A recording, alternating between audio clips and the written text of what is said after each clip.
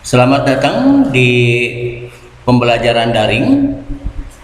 Kali ini akan mencoba kita membahas tentang peluang kejadian majemuk ya. Masih tetap diasuh oleh Kong Charman. Peluang kejadian majemuk atau peluang dua kejadian majemuk ini banyak variasinya. Ada salah satu diantaranya adalah dua kejadian tidak saling lepas ya, yaitu bagaimana kita cara menentukan peluang dua kejadian yang tidak saling lepas. Dua kejadian dikatakan tidak saling lepas jika kedua kejadian tersebut dapat terjadi secara bersamaan. Artinya dapat terjadi secara bersamaan itu begini. Misalnya kita anggap sebuah mata dadu ya. Mata dadu kita undi sekali ya, dilemparkan. Nah, peluang munculnya mata dadu bilangan ganjil dan bilangan prima misalnya. Ya. Atau bilangan prima.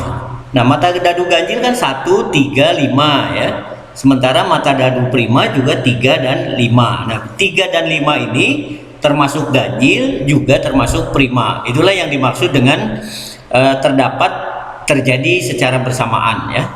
Artinya dapat terjadi bersamaan.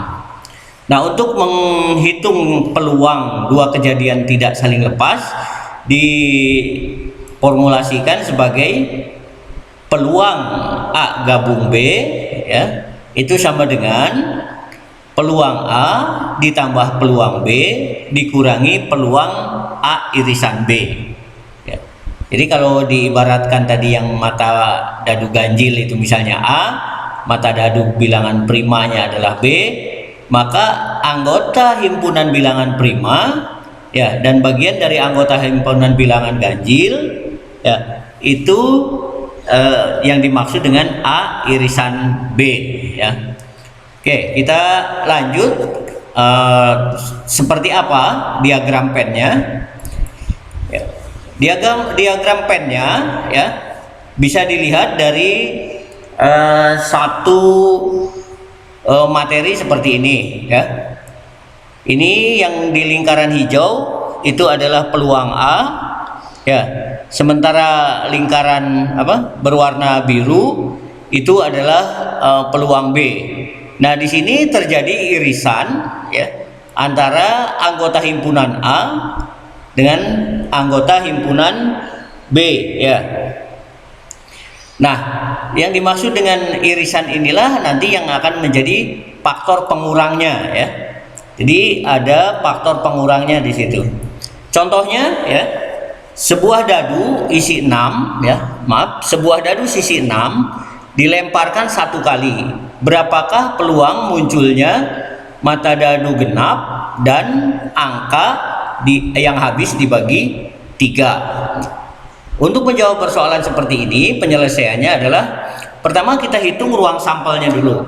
Ingat, satu buah dadu atau sebuah dadu sisi 6, maka otomatis ruang sampelnya ada 6 ya. Ruang sampelnya ada 6 ya. Yaitu mata dadu 1, mata dadu 2, 3, 4, 5 dan 6. Jadi ini anggota himpunannya ya. Jadi ini jumlah ruang sampelnya ada 6 ya. Ada 6. Nah, kemudian kita hitung. Misalnya A itu merupakan kejadian A merupakan kejadian munculnya angka dadu genap ya, dan B itu kejadian munculnya angka dadu yang habis dibagi 3 ya. Sehingga kita ya akan bisa menghitungnya sebagai berikut ya. Nah, kejadian A itu kan mata dadu munculnya dadu genap ya. Mata dadu genap itu adalah 2, 4, 6. Ini anggota himpunannya. Oke. Nah, mata dadu B itu adalah angka yang habis dibagi 3, yaitu 3 dan 6. Sekarang perhatikan, antara himpunan A ya dan himpunan B itu kan ada irisannya nih. Lihat persamaannya, yaitu di angka 6 ini ya. Jadi A dan B saling beririsan di angka 6 ya. A dan B beririsan di angka 6. Jadi A irisan B-nya ada 1, yaitu 6. Nah, inilah yang dimaksud dengan tidak saling lepas ya. Oleh sebab itu maka anggota kejadiannya ya bisa kita hitung. A itu ada 3 kejadiannya ya. B, kejadian B itu ada 2. Kejadian A irisan B itu ada 1 ya. Nah, sehingga bisa dihitung peluangnya. Peluang A, ingat ya, rumus peluang itu adalah kejadian dibagi dengan ruang sampel ya.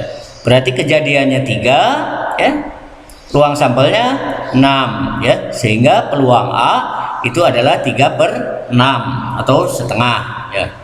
Kemudian terjadinya peluang atau kejadian B ya, peluang B itu kejadiannya ada 2 ya, yaitu 3 dan 6 ya. Sementara ruang sampelnya sama 6 ya, berarti 2/6.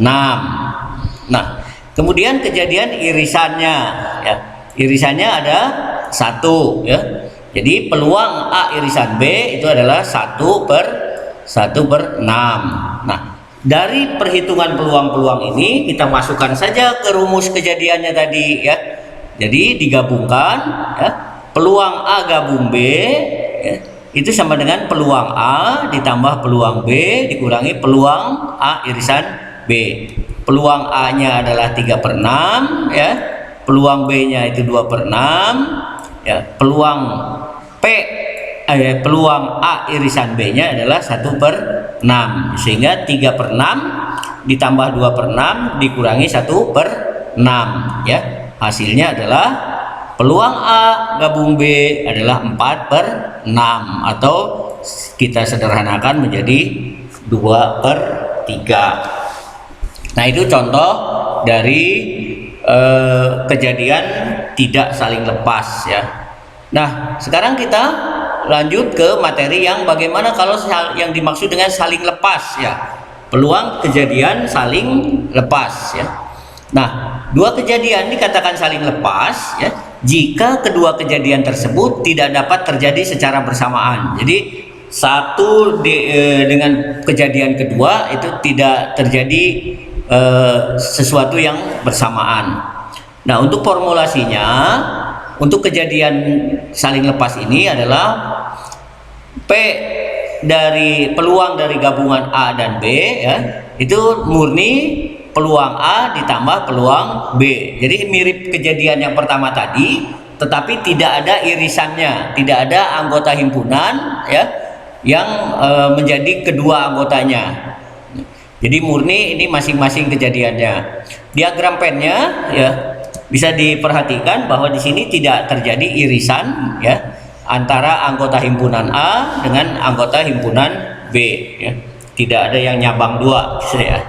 Nah, soalnya seperti apa ya? Nah, soal seperti ini contoh soalnya, misalnya kita akan memilih bola secara acak dari keranjang ya, di mana keranjang itu terdiri dari 3 bola biru, 2 bola hijau, dan 5 bola merah. Jadi bolanya ada 9 ya, 3 biru, 2 bola hijau, dan 5 bola merah. Nah, di keranjang tersebut ada 9 bola ya, yang 3 biru, 2 hijau, 5 merah. Nah, bagaimana kita menentukan peluang terpilihnya bola biru atau bola merah gitu ya? Peluang terpilihnya bola biru atau bola merah ya.